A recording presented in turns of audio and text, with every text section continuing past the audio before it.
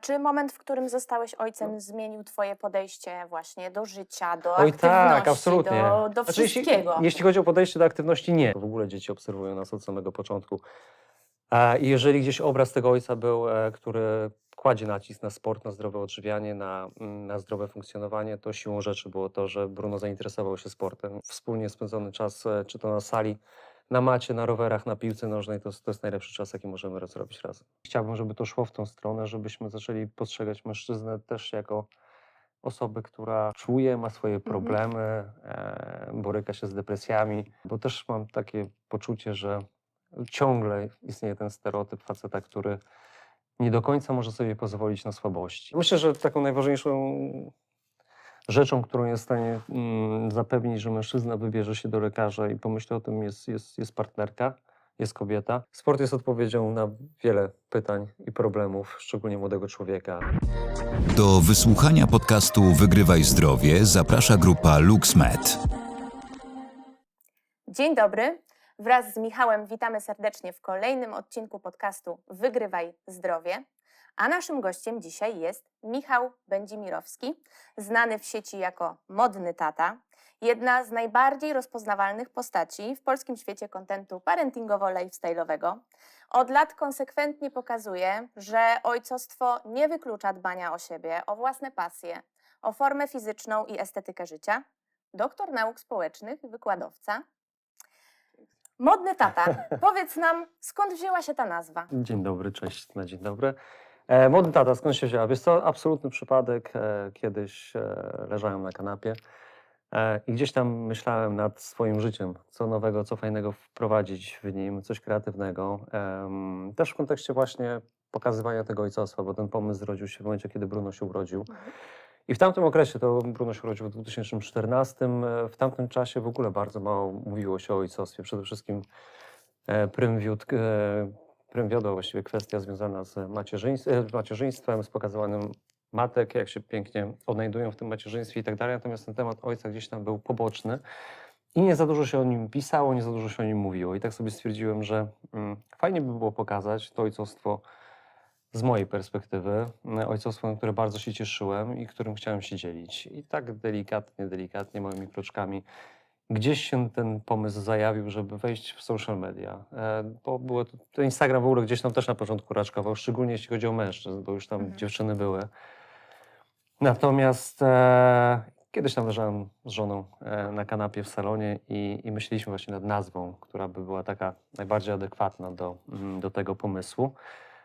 No i tak powstał ten Modny Tata. I miałąc uwagę swoją skupiać nie tylko na rodzicielstwie, ale ta moda to nie tylko lifestyle, ale to przede wszystkim rozwój, właściwie wszystko, co powinno być modne w kontekście tacierzyństwa, mężczyzny i tak dalej. Więc i tak małymi kroczkami zacząłem publikować posty. No i tak poszło. I jestem już tutaj w social mediach 12 prawie rok, 11, 12. No właśnie. I powiedz, jak od tego czasu, od startu projektu, jak zmieniło się postrzeganie bycia ojcem w Polsce, jak zmieniło się podejście do tacierzyństwa? Czy cały czas jeszcze musisz tłumaczyć jakimś osobom, że na przykład dbanie o siebie nie kłóci się z przewijaniem dziecka i wszelkimi innymi obowiązkami? Jest to, myślę, że bardzo fajnie ewoluowało to do przodu. Myślę, że bardzo dużo kont powstało też ojcowskich, pod innymi nazwami, ale oczywiście też skupiające swoją uwagę na tacierzyństwie, pokazujące, że tacierzyństwo to fantastyczna sprawa. My przyjęliśmy zawsze model taki stereotypowy, że ten ojciec zrobił swoją robotę, teraz czas na przede wszystkim przejęcie finansów, do pracy, po pracy itp. itd. Natomiast mam wrażenie, że od dłuższego czasu pokazujemy to ojcostwo w takiej formie przygody życia, że to jest coś, co absolutnie nie koliduje z naszymi zainteresowaniami, tym wszystkim, co robiliśmy do tej pory. I tak to wygląda. A czy moment, w którym zostałeś ojcem, zmienił twoje podejście właśnie do życia, do Oj aktywności, tak, absolutnie. do Znaczy, wszystkiego? jeśli chodzi o podejście do aktywności, nie, na szczęście. I to był ten cały clou też między innymi tego projektu, że chciałem pokazać, że to nie koliduje z niczym. Co prawda, trzeba było troszeczkę zmienić organizację dnia, ale ja zawsze byłem takim zadaniowym gościem, bo pochodzę z domu, gdzie ojciec był wojskowym, więc co prawda nie było takiej musztry i tak dalej, ale gdzieś tam podglądałem, jak to wszystko wygląda. No i ta organizacja dnia oczywiście się zmieniła. Ja zacząłem już wstawać o 5 rano. To między innymi dlatego też kwestie związane z tym klubem 5 rano. I tak sobie poustawiałem ten dzień, że ja w momencie, kiedy maluszek z Pauliną się budził, ja już byłem po zakupach, po treningach i tak dalej, i tak dalej.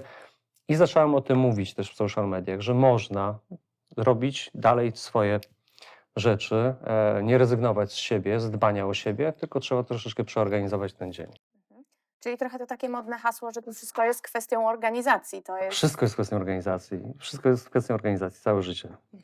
Tak, bo właśnie bo w ogóle ten twój projekt wykracza daleko poza tylko takie relacje ojciec-syn. To jest moim zdaniem projekt w ogóle, co może mężczyzna w dzisiejszych czasach, jak on powinien o siebie dbać i bynajmniej nie o ubiór, tak, ale i o kondycję i psychiczną, i fizyczną. I wielu mężczyzn mówi, nie mam czasu na ruch, nie umie sobie zorganizować życia, już nie mówię o takim wczesnym wstaniu, ale to jak wygląda twoja definicja aktywności fizycznej faceta i połączenie tego z obowiązkami? Wiesz co, to też nie można generalizować. rodzica. Ja akurat wybrałem taką pracę w social media, która daje mi pewne możliwości funkcjonowania tak, jak funkcjonuje dzisiaj. Mówienie teraz o tym, jak powinien wyglądać dzień faceta, prawdziwego faceta, ojca, męża i tak dalej, byłoby krzywdzące dla osób, które faktycznie muszą wstawać o 6, iść do pracy, 12 godzin i tak dalej. Ja akurat działam sobie w social mediach, wcześniej działałem na uczelni jako wykładowca akademicki. Tam też miałem dużo więcej czasu, bo wykładowca akademicki ma pensum do wykonania, więc to nie jest tak, że 12 godzin codziennie na uczelni funkcjonuje. Więc ja tylko jestem w stanie pokazać, jak wygląda mój dzień. Jeżeli ktoś z tego weźmie chociaż troszeczkę pod kątem, że można, że pomimo tego, że nie muszę wstawać o 5 rano, to wstaję o 5 rano, że mam dobrze zorganizowany dzień, że jestem w stanie zabezpieczyć byt swojej rodzinie, że mimo wszystko jeszcze mam szansę na to, żeby 2-3 treningi dziennie zrobić, pomorsować, zająć się dzieckiem, sport pouprawiać z Brunem itp. itd. To są tylko przykłady, które ktoś, jeżeli będzie chciał, jeżeli ma ochotę, to może wyciągnąć i powtórzyć. Natomiast absolutnie tam nie ma złotej rady, nie ma złotego środka, jeśli chodzi o funkcjonowanie. A mówisz o sporcie z synem. Czy on się tak pojawił naturalnie, w sensie, że Bruno obserwował, że ty trenujesz i sam chciał dołączyć, czy jak to wpletliście w Myślę, że waszą tak. relację? Myślę, że tak. Myślę, że nie było innej opcji. Myślę, że Bruno jako dziecko, w ogóle dzieci obserwują nas od samego początku.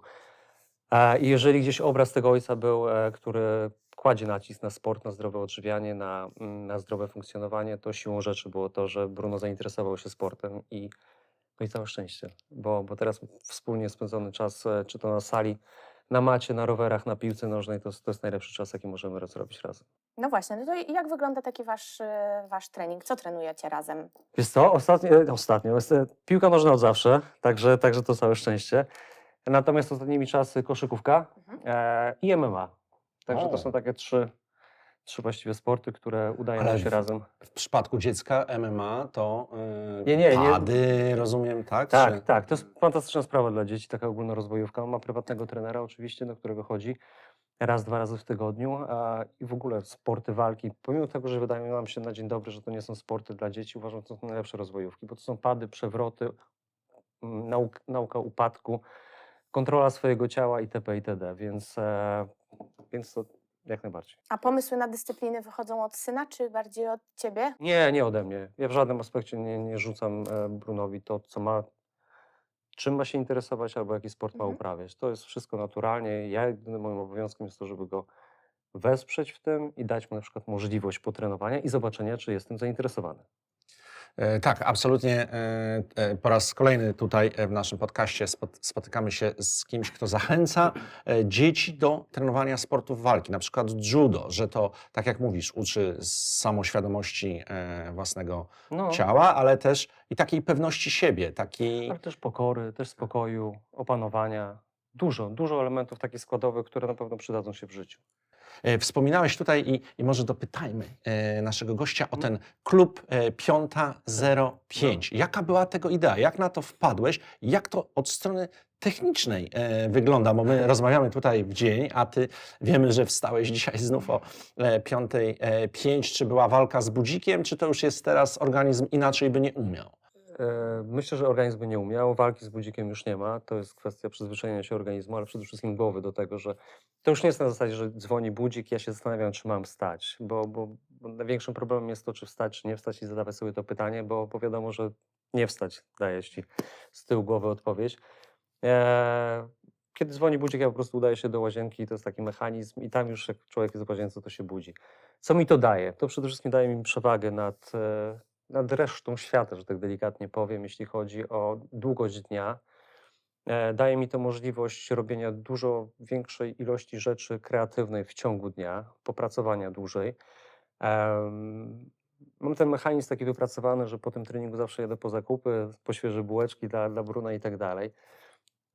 Więc dużo. Tylko mówię, to też nie jest dla każdego, bo niektórzy są nocnymi markami, tak? Tak? A niektórzy są porannymi ptaszkami. Czyli ile śpisz w sumie dziennie? Bo jestem ciekawy, to też pewnie sprawa indywidualna, no, Absolutnie. ale minimum 6 godzin snu człowiek Jest powinien, to 5 godzin, 5 myślę, godzin. plus taka delikatna drzemka od czasu do czasu w ciągu dnia, jeśli jest potrzebna. Natomiast nie wiem, z czego to wynika. Po prostu mam taki organizm. Mhm. O ile są do tego warunki, do takiej drzemki. Takiej, Pewnie, że tak. mówisz tutaj o takich Regeneracyjnej. power napach, tak? Króciutka, 20. 20-30 minut. Kocia tak zwana. A to nie wiem, tak możliwe. 20-30 minut i dziękuję, można pracować dalej. Natomiast mówię, to jest absolutnie kwestia indywidualna. Niektórzy potrzebują więcej snu, organizm więcej potrzebuje. Ja sobie potrafiłem wygospodarować tyle, ile potrzebuję i fantastycznie się z tym czuję. A czego jeszcze twój organizm potrzebuje? Taka rutyna codziennego dnia. Co jeszcze jest dla ciebie takiego ważnego, co musi być, żebyś się dobrze czuł w ramach tego dbania o zdrowie, o siebie? Wiesz co? Nie wiem. Trening to jest najważniejsze, bo gdziekolwiek wybieram się na wczasy i tak dalej, to taką podstawową rzeczą, jedną z podstawowych jest to, żeby była możliwość potrenowania albo pobiegania. To jest dobre nie tylko dla mojego ciała, ale to jest przede wszystkim dobre dla mojej głowy. I ja wiem o tym doskonale, że ja potrzebuję w ciągu dnia tej godzinki, 2 godzin dla siebie, żeby poćwiczyć, pomyśleć, pogadać sam ze sobą. I żeby to przede wszystkim też nie kolidowało z rodzinnym życiem i życiem zawodowym. Dlatego też ten poranek o 5:05 daje mi tę możliwość, że kiedy inni śpią, ja już jestem po jednym treningu, pogadałem ze sobą i mogę działać dalej. Moda, ciało, forma. Powiedz, gdzie według Ciebie przebiega granica między dbaniem o siebie, a już obsesją na punkcie własnego wyglądu? Nie mam pojęcia. Nie mam pojęcia. Myślę, że to jest też kwestia indywidualna. Dla niektórych to jest obsesja, dla niektórych jest to coś normalnego. Wiesz, możemy powiedzieć o Cristiano Ronaldo, tak, że jest obsesyjny na swoim punkcie, jeśli chodzi o swoje ciało, o treningi i tak dalej. Ale on powie ci, że to jest normalna jego rzecz, tak? To jest jego ciało, to jest jego świątynia, o które dba najbardziej jak może, najbardziej jak się da. A niektórzy mają inne podejście i tyle. Aktywnie promowałeś w social mediach Movember, Jest. samo badanie mężczyzn. Powiedz, czy wydaje ci się, że mężczyźni teraz są bardziej świadomi, jeśli chodzi o zdrowie, czy częściej rzeczywiście zwracają uwagę na sygnały płynące z ciała, czy jeszcze cały czas zaciskają zęby i udają, że nic się nie dzieje? Jak ci się Wiesz co, wydaje? mam nadzieję, że coraz bardziej są świadomi. Myślę, że social media też to jest narzędzie, które pomaga w tym, przez wzgląd na to, że te wszystkie akcje typu Movember i nie tylko, przez możliwość dotarcia do ekspertów w social media, darmowych ekspertów. To już nie jest kwestia umawiania się na spotkania i porozmawiania, tylko jest mnóstwo, mówię o ekspertach prawdziwych, a nie No tak. takich weekendowych, gdzie tematy są poruszane i mężczyzna też jest, wydaje mi się, dużo bardziej świadomy i dużo bardziej jest też chętny na przyswajanie tej wiedzy. Są różne rodzaje pewnie grupy mężczyzn, wsparcie i tak dalej. W ogóle mam wrażenie i chciałbym, żeby to szło w tą stronę, żebyśmy zaczęli postrzegać mężczyznę też jako osobę, która czuje, ma swoje problemy, boryka się z depresjami itp. itd. Bo też mam takie poczucie, że ciągle istnieje ten stereotyp faceta, który nie do końca może sobie pozwolić na słabości. No właśnie. I to jest takie najbardziej... Twardziel, który nie płacze, prawda, który Tak. zawsze... To jest słabe, to jest słabe. No ale to już wiecie, wystarczy sobie wejść na jakikolwiek artykuł i przeczytać komentarze na Facebooku czy na Facebooku, to widać, jak to społeczeństwo jeszcze jest Jeszcze to gdzieś tam siedzi. problematyczne w kontekście postrzegania faceta jako jednostki, która może się borykać z jakimiś problemami. Właśnie, chcieliśmy porozmawiać o facetach, o ich No. kondycji, jakie są Twoje obserwacje z relacji w mediach społecznościowych. Czy na przykład mężczyźni uważasz wciąż bardziej boją się pójść do lekarza, przyznać nawet przed samym sobą, że coś im dolega, odsuwają badania od siebie? Myślę, że tak. Ja nawet wiem po sobie. I tutaj w tym aspekcie akurat sam się biję czasami po głowie, że mam z tym problem, żeby faktycznie, jeśli pojawia się jakiś problem, żeby od razu zadzwonić, zapytać i tak dalej. Raczej jestem tym typem, który powie, może przejdzie. Natomiast świadomość, to wszystko to, co przed chwilą powiedziałem, że świadomość mam nadzieję, że wzrasta i kibicuję temu. A czy widzisz, że jest na przykład jakiś przekaz, który zarówno do ciebie, jak No. i do innych mężczyzn trafia bardziej, że jest jakaś forma, która gdzieś tam bardziej przemawia, że szybciej jest w stanie zachęcić mężczyzn do dbania, czy... Ja myślę, że taką najważniejszą rzeczą, którą jest w stanie zapewnić, że mężczyzna wybierze się do lekarza i pomyśli o tym, jest partnerka, jest kobieta. I wydaje mi się, że we wszystkim ta druga strona jest w stanie bardzo wpłynąć na mężczyznę, zanim on sam wpłynie na swoją decyzję.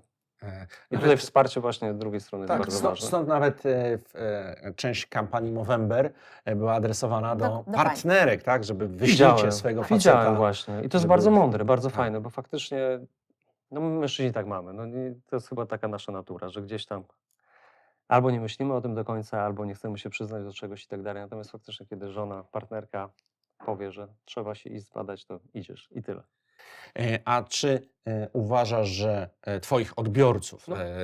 innych facetów bardziej niszczy ich zdrowie stres współczesności, czy siedzący tryb życia?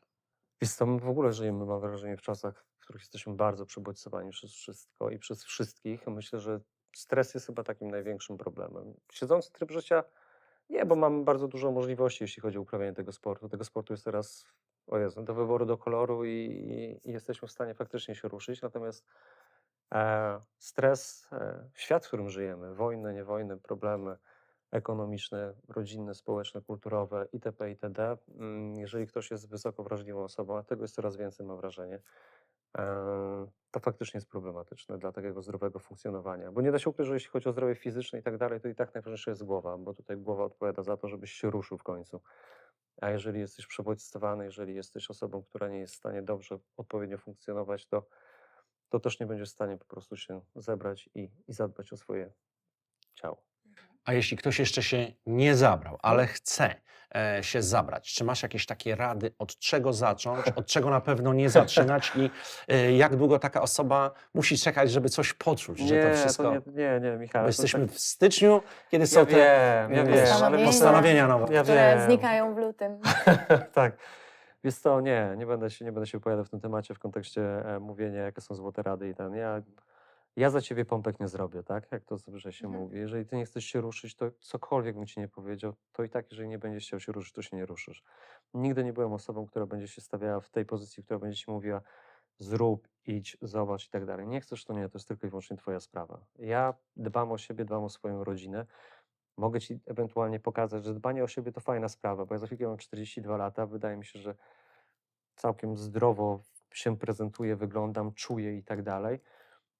Jeżeli chcesz tym podążać, to super. Natomiast jeżeli nie, to nie, to jest twoja sprawa. Ja nie zamierzam ci sprzedawać jakichś złotych rad, bo takich nie ma. Jedyną złotą radą jest to, żebyś wstał rano, zadbał o siebie, poszedł pobiegać, poszedł na trening i tyle. Bo tak, wspominałeś o tym, że no właśnie to jest twój styl No. życia, prawda? No, że nie każdemu będzie on Pewnie. pasował, bo inni inaczej pracują, mają inną formę, możliwości inne. Czy często ci się zdarzają zarzuty czy krytyka ze strony obserwujących, że ten przekaz jest jakby oderwany trochę od rzeczywistości, od realiów życia codziennego? Więc to już nie. Już nie? Już nie, ale na początku faktycznie tak to wyglądało. Słuchaj, Michał, ty nie pracujesz i tak dalej, i tak dalej. To, że nie pracuję, wiadomo, w biurze, czy nie pracuję, jakkolwiek, nie będę teraz przytaczał niektórych rzeczy, bo jesteśmy takim społeczeństwem, że na wszystko się obrażamy. To, że nie pracuję od 8 do 16, tak będzie najłatwiej powiem, to nie znaczy, że nie pracuje, tak? Mamy teraz takie czasy, jakie mamy. Możemy sobie założyć swoją działalność gospodarczą, możemy działać w marketingu, w social mediach. Są różne rodzaje pracy. Wszystko jest kwestią tego, jak sobie zaplanujesz swoje życie. Ja sobie zaplanowałem na szczęście życie tak, jak sobie zaplanowałem. Jestem z tego bardzo zadowolony. Mam dzięki temu sporo możliwości. Oczywiście mam też sporo ograniczeń itp. itd. Są plusy i minusy, wiadomo. Natomiast argument typu, wiesz, ty nie pracujesz, czy masz dużo czasu, no mam, no i co? No tak to wygląda. To nie jest, to nie powinien być zarzut, powinno być wprost przeciwnie, że jeżeli jesteś w miejscu, w którym coś ci nie odpowiada, to postaraj się to zmienić. Wiadomo, że nie każdy może, wiadomo, że mówię, dlatego ja nigdy nie generalizuję i nigdy nie mówię, że to czy to. Ja mam tak, jak mam, cieszę się z tego. Pracowałem na etacie, byłem na uczelni, zrobiłem doktorat w bardzo młodym wieku. Pracowałem normalnie, ale dostałem szansę, albo sam ją sobie wykreowałem w kontekście działania w social mediach. Fajnie, że to zażarło, fajnie, że to funkcjonuje od 11 gdzieś lat. Fajnie, że codziennie mogę się rozwijać też w tym kontekście social mediów i tyle. A będąc twórcą, no, na pewno dostajesz propozycje współpracy, tych współprac jest sporo. Jak zachować wiarygodność? Czy da się to połączyć, żeby no, nawiązywać współpracę, dzięki którym zarabiasz, No. a jednocześnie zostawić tą wiarygodność swoją, tak? Żeby odbiorcy wiedzieli, że mogą ci zaufać, że to nie jest kolejny słup reklamowy tak zwany. No właśnie, no właśnie. Wiesz co, najłatwiej można by powiedzieć, że należy brać współprace, które są zgodne z samym sobą. Natomiast to też by było kłamstwo w kontekście takim, że czasami otrzymujesz propozycje finansowe na tyle konkretne, na tyle kuszące, że po prostu to reklamujesz. Natomiast to, jak się prezentujesz na co dzień, to, jak się pokazujesz na co dzień, to jest bardziej, wydaje mi się, ważne w aspekcie funkcjonowania w social mediach, niż to, jaki kontrakt czy współpracę nawiązałeś. Bo jeżeli przez 6 dni w tygodniu jesteś wiarygodną osobą, która przekazuje bardzo fajne, mądre treści, a 7 dnia zareklamujesz coś, co może nie do końca z tobą współgra, nie wiem, nie pokazujesz, jak gotujesz, a na przykład dostałeś reklamę makaronów czy czegoś, to nie powinno kolidować w odbiorze tej osoby. Bo to jest praca, to jest nasza praca. Ludzie muszą sobie uzmysłowić, że w 2026 social media są fantastycznym narzędziem, jeśli chodzi marketingowym. Mnóstwo marek, właściwie wszystkie marki i tak dalej działają w social mediach, bo to jest marketing. Tam jest bardzo dużo pieniędzy. My jesteśmy, nie powiem, że słupem reklamowym, ale jesteśmy lekkim banerem, gdzie dajemy możliwości danej firmie dotarcia za dużo mniejsze pieniądze, niż musiałaby wyrzucić na banery w mieście czy reklamy telewizyjne, dotarcia do bardzo dużej ilości osób. I tyle. Tak wygląda marketing. I tyle. Tu nie ma żadnej filozofii, tu nie ma nic zdrożnego, tu nie jest okradanie nikogo, tu nie jest zabieranie nikomu. Tak wygląda marketing. Marketing polega na reklamowaniu. I tyle. A czy zdarza ci się wyskoczyć z domu po zakupy? Co prawda rozumiem, że jeśli to jest po 5:00, Mało w osób, okolicach tak? 6, to mało kogo wtedy spotykasz, ale czy zdarza ci się wyskoczyć w wyciągniętym dresie, czy jednak zawsze wychodzisz nienagannie ubrany? No bo wiesz, ktoś zrobi zdjęcie i Nie, potem ci ja pokażą. wiesz co, wiesz, nie, już tak jak paparazzi. przedstawiałaś i tak dalej, to tak, jeśli chodzi o znane. Wiesz co, ja mam swoich odbiorców, brałem udział w wielu programach i tak dalej, i śniadaniówkach, i itp. itd. Natomiast nigdy nie dążyłem i nigdy nie chciałem być osobą na tyle rozpoznawalną, żeby mieć z tym jakikolwiek problem. Myślę, że bardzo mało osób w Polsce jest w ogóle w tej sytuacji, gdzie ma jakiś problem z byciem tak rozpoznawalnym, że nie może wyjść do sklepu. Ja zawsze unikałem eventów, nie eventów i tego świata show biznesowego. Zawsze starałem się tworzyć ten projekt w kontekście funkcjonowania dla ludzi, ale też bardziej mi zależało na funkcjonowaniu na przykład z markami, tak? Dużo bardziej na funkcjonowaniu jako social media, a nie jako osoba publiczna, osoba związana z show biznesem. Faktycznie po przeprowadzce do Warszawy z Trójmiasta, bo jestem z Trójmiasta, gdzieś tak przez pierwszy miesiąc, 2 miesiące pochłonęła mnie Warszawa w kontekście takim, że faktycznie zacząłem wychodzić, sprawdzać, jak to wszystko wygląda. Ale przez wzgląd na to, że jestem bardzo dużym introwertykiem i też wysoko wrażliwą osobą, totalnie nie dla mnie. Także dużo bardziej zależy mi na tym, żeby bardzo fajnie się prezentować w kontekście funkcjonowania z firmami, a przede wszystkim ten przekaz, który daje mi możliwość funkcjonowania z firmami, bo firmy oczywiście weryfikują współpracę z kim chcą, więc jeżeli ja będę wiarygodny, jeżeli będę robił dobrą robotę w social mediach, to będę też miał współpracę. niż chodzić na bankiety, eventy, na ścianki i klepać się po plecach. No nie, nie lubię tego. Mam swoje zajęcia, mam swoją rodzinę, wolę czytać książkę, wolę obejrzeć film, wolę się pobawić z synkiem, niż chadzać, bywać i tracić czas. A czy zdarzają się takie momenty No. spadku motywacji u ciebie, czy samodyscyplina? Bo ty bardzo dużo mówisz też o samodyscyplinie. Tak. To jest takie bardzo ważne u ciebie hasło. Czy ona pomaga właśnie w spadkach motywacji? W czym jeszcze ci pomaga? W sensie rozumiem, że jakby układa cały ten dzień i że tego się trzymasz, tak? Tego, co sobie założysz.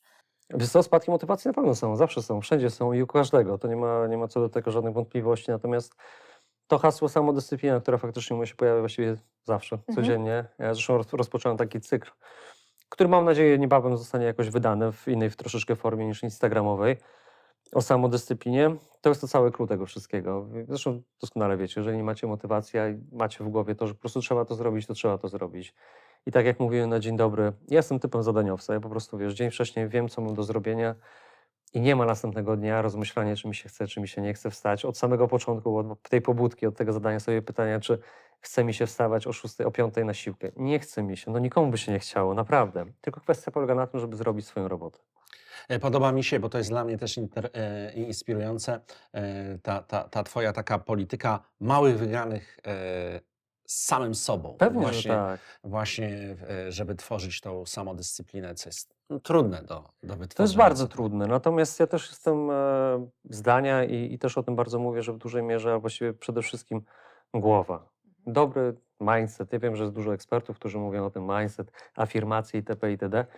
Ja też kiedyś do tego podchodziłem sceptycznie i też jak kiedyś ktoś mówił o afirmacji, wyobrażę sobie myślałem, dobra, ale coś w tym jest. Naprawdę, trzeba sobie mówić nawet tymi małymi kroczkami, co następnego dnia chcesz zrealizować i to realizuj po prostu. Nie zastanawiaj się, czy to zrobić, czy nie zrobić. Rób to. I tyle. Na koniec chciałem jeszcze wrócić do Bruna. O, Powiedz, patrząc jak on rośnie, czego się najbardziej obawiasz jako ojciec, patrząc na świat, tak? Na przykład na wchodzące technologie, na media społecznościowe, czy algorytmy, sztuczną inteligencję, które przejmują naszą uwagę, czy na przykład jesteś za tym, żeby wprowadzić śladem Australii, ale rządy w Europie też to rozważają, zakaz mediów społecznościowych dla dzieci do lat 16. Wiesz co, jeśli chodzi o Bruna, obawiam się przyszłości, nie jego, ale ogólnie obawiam się o przyszłość świata w kontekście tego, co się dzieje, nie tylko w Polsce, ale na całym świecie, w kontekście wojen, w kontekście AI. Będę tutaj dyplomatyczny, więc nie będę wchodził w szczegóły, co jeszcze. Natomiast dużo jest takich aspektów, które faktycznie powodują, że mam dużo myśli, co ta przyszłość przyniesie. Jeśli chodzi o sztuczną inteligencję, to ja jestem bardzo takim osobą, która czarnowictwo uprawia w tym temacie, bo boję się tej sztucznej inteligencji. Już kiedyś o tym mówiłem na samym początku, kiedy ta sztuczna inteligencja zaczęła pukać do naszych social mediów, że to będzie bardzo duży problem. Ja zawsze sobie przywołuję ten film, czy kojarzycie, Ja Robot z Willem Smithem. Tam była taka na końcu taka głowa, ta sztuczna inteligencja, która weryfikowała wszystko i zarządzała całym światem. Boję się, że człowiek zniknie w tym całym świecie, jeśli chodzi o sztuczną inteligencję. Nie tylko w kontekście zawodów, tylko że człowiek jako organizm przestanie być potrzebny. Jeśli chodzi o Bruna, to boję się, że przestaniemy odróżniać rzeczywistość od sztucznej inteligencji. I to jest przerażające. Zresztą pewnie sami jak wchodzicie na X, to czasami musicie się przyjrzeć. Właściwie nie, musicie sobie pytać tego Groka, czy to jest real, czy to nie jest real. Bo to, co się dzieje dzisiaj, a to jest tylko początek dopiero, to, co się dzieje dzisiaj, daje nam taki przedsmak tego, co dopiero może być. Wyobraźcie sobie tylko, że nie wiem, na X pojawiają się sytuacje wybuchu jakiejś wojny, gdzieś, konfliktów. Przecież zanim to zostanie zweryfikowane, czy to prawda, czy nieprawda, mogą zostać podjęte pewne kroki. No, dużo jest tych sytuacji. Boję się w kontekście Bruna, jeśli chodzi o social media, że to jest to, co mówiliśmy dzisiaj jeszcze chwilkę przed programem, tych wszystkich anonimowych trolli, tego całego internetu, który jest bardzo niebezpieczny dla dzieci w kontekście tworzenia hejtu, nie hejtu. Mamy mnóstwo przykładów, że niektóre dzieci nie poradziły sobie z tym, tak? Dużo tego jest. Tylko pytanie jest, czy jest jakiekolwiek rozwiązanie, nawet to, o którym mówisz, tak? Wprowadzenie tej blokady. Ale to, co mówiliśmy, jakie są narzędzia ku temu, żeby to egzekwować. Ja nie jestem sobie w stanie, bo jeżeli dziecko przychodzi do domu i jest komputer, nawet jeżeli jest podłączony, nie wiem jak oni to będą chcieli zrobić, tak, ale jest włączony przez rodziców, no to dziecko i tak sobie do niego zasiądzie. Nie wiem. Nie mam pojęcia, jestem bardzo ciekawy, jak to Australia będzie weryfikowała. Jakie będzie miała narzędzia, żeby faktycznie do 16 roku życia nastolatkowie nie mieli dostępu, jak to będzie miało wpływ na ich życie, bo jeżeli tylko Australia, to co zresztą świata, tak? Przecież w social mediach też się dużo rzeczy dzieje pozytywnych, a tutaj zostaną oni odłączeni.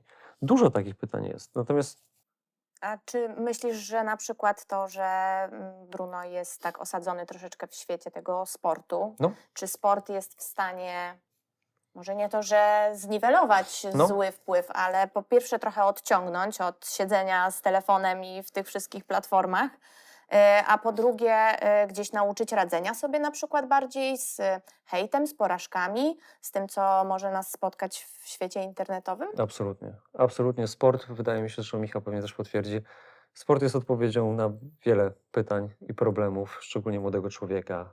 Przede wszystkim kontakt z drugim człowiekiem, a nie przez internet. Radzenie sobie z porażkami, bo to jest wliczone w sport. Jeszcze więcej pewnie porażek niż sukcesów zazwyczaj człowiek osiąga. Rywalizacja, dyscyplina, systematyczność, rozwój mentalny, ale też ciała. No mnóstwo jest tych, mnóstwo jest plusów. Zdecydowanie każdemu absolutnie polecam, żeby dziecko od tego komputera, od social mediów odciągnąć i wrzucić gdzieś tam do jakiejś grupy sportowej. To tak, na koniec powiedz, jakaś taka najważniejsza lekcja od syna, jaką otrzymałeś? Czego Bruno nauczył doktora Wszystkiego. Będzimirowskiego? Czego nie nauczyły żadne studia ani podręczniki socjologii? Jest to, ja myślę, że każdy rodzic tutaj na moim miejscu by odpowiedział to, co pewnie jest takie trywialne, ale miłości bezgranicznej, cierpliwości, tego, że jest ktoś ważniejszy niż ja. Dużo. Właściwie wszystko. Ja nie wiem. No ja mam wrażenie, że to ja byłem tą białą kartką, która została zapisana w momencie, kiedy urodził się Bruno, a nie odwrotnie, że Bruno jest białą kartką, którą ja zapisuję. Zresztą dobra, nie gadajmy. Bo jak rozmawiam o Brunie, to no, nie ma tematu. Jest cudownie. Tyle tylko powiem i rodzicielstwo, ojcostwo, macierzyństwo to jest najlepsze, co może spotkać każdego z nas, mam wrażenie. Ten, kto tego nie zaznał, nie ma tematu, ale myślę, że kogokolwiek byście nie zapytali, kto ma cudowną, zdrową rodzinę, to nie ma nic piękniejszego na świecie. Bardzo dziękujemy za rozmowę i życzymy dalszej inspiracji w 2026 roku, bo to akurat jest ta pozytywna część mediów społecznościowych. Twój content, twój Instagram to jest właśnie coś inspirującego i tutaj byśmy dostępu nie odcinali. Poproszę. Dziękuję pięknie. Bardzo dziękuję. Dziękuję bardzo. Dziękujemy.